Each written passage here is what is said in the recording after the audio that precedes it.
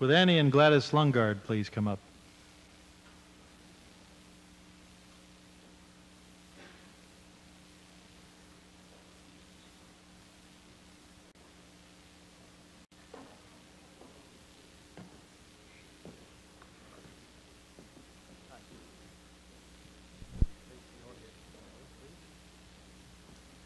In Nova Scotia, when you mention the Longard sisters, Gladys and Annie, Blue Nosers think of badminton.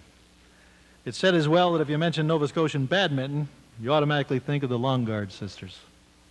They're 74 and 76 years old. Their longevity in badminton as players, coaches, and administrators reminds you of the sign outside the Durgan Park restaurant in Boston. Maybe you've seen it. It says, "This place was established before you were born." The Longard sisters have been a doubles badminton team since before many of us were born. They've been playing together for 52 years, which, ladies and gentlemen, exceeds the length of time listed as the longest for sporting partners in the Guinness Book of Records. Their stately home is known as the Oxford Street Trophy Room. They've been filling it with memorabilia for 73 years. They really do come as a matched pair. Both graduated from Dalhousie University and both taught grade 5 at Chebucto School for 30 years. Gladys received a badminton racket as a graduation present from Dal. Annie had already been playing for 2 years at the Studley Gym. 2 years later, her partner moved, and she and Gladys started the partnership, which would result in more than 21 local wins, extending over more than half a century. They are true recreational competitors. They won their first Maritime Ladies Doubles Championship in 1947. While they have 8 times represented Nova Scotia in the Canadian Championships, they only once made it to the semifinals. The success they enjoyed as competitors, though it is nothing to sneer at, pales when compared to the success they have enjoyed as true builders of the sport. They've spent their lives teaching and coaching young and old alike. They first coached at Chebucto School. Since then, they've taught, coached, and given coaching clinics all over the province. They've both achieved level 3 coaching status in the Canadian Badminton Association. One group of players has been coached by the Longard sisters since 1969. They've taught the national testing program to school groups. They're both certified CBA umpires. And during the war, when many sports lay dormant, they kept badminton alive by mending damaged shuttlecocks. Though the hundreds of players who owe their participation to them might argue, they're better known for their administration than they are for their coaching or their playing. If I read for you the list of tournaments they've organized over the years, there wouldn't be any time to honor any others tonight. They've served on every position on the Nova Scotia Badminton Association executive. In fact, in some years, they were the Nova Scotia Badminton Association executive.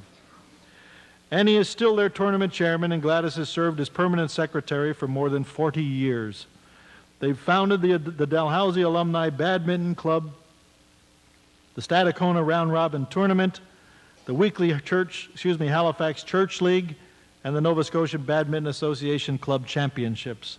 In addition to their offices in the Provincial Association, they've been officers in the St. Andrews Badminton Club, the Halifax Church Badminton League, the Maritime Badminton Association, and they've been directors in the Canadian Badminton Association. Annie has been associate editor of the Badminton Review. Lest you start to feel sorry for the countless hours they've devoted to this love of their lives, you should be aware that through the international contacts they made over the years, they have played badminton, you ready?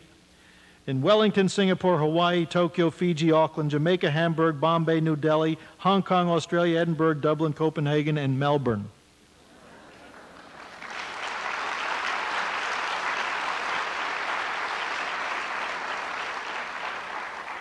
Gladys remembers playing in Tokyo, where they had to play against school kids who were too good for them. They didn't win many matches, but they did meet some very interesting people, and they played in some very exotic places.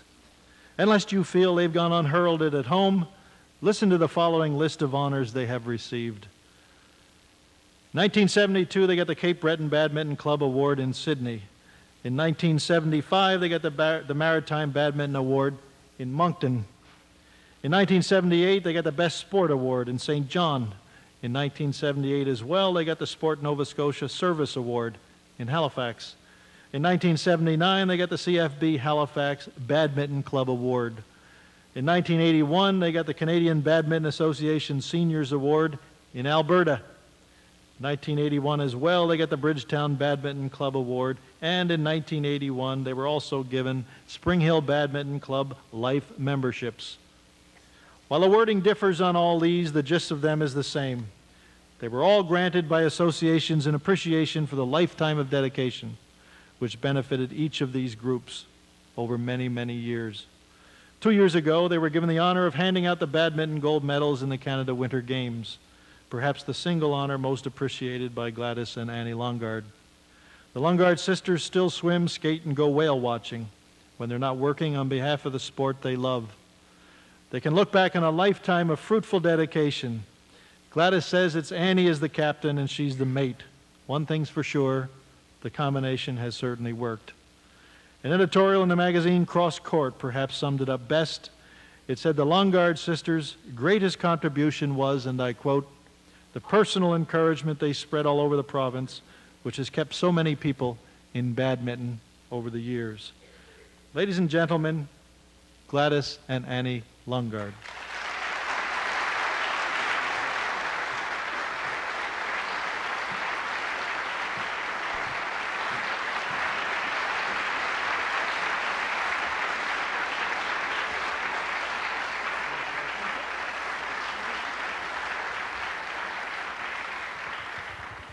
I'd like to call on Burton Russell, the selection committee member representing the Valley.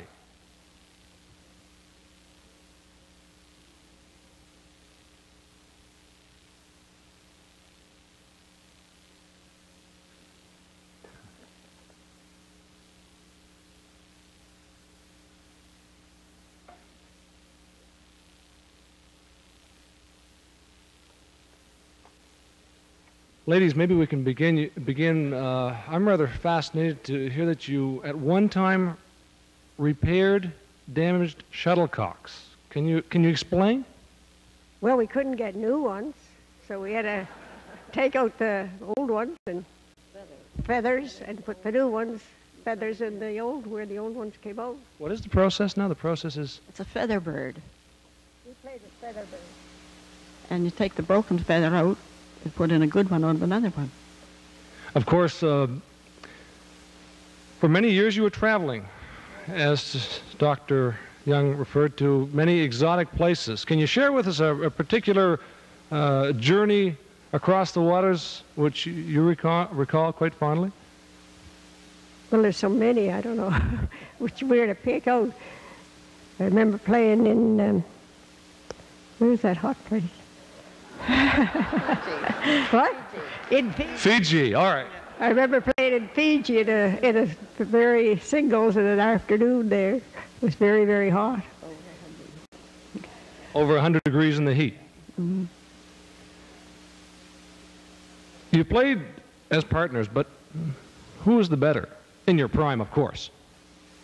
Well, I played the singles and she played the mixed. And why were you as a team? Why were you as a team so successful? And I'll ask you first, Annie. Well, we just played a lot, I guess. How much time did you spend? In a week, in a day? Oh, 2 or 3 times a week. Is that true? That's right.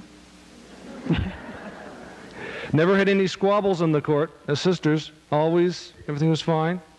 No, we complimented one another, I think.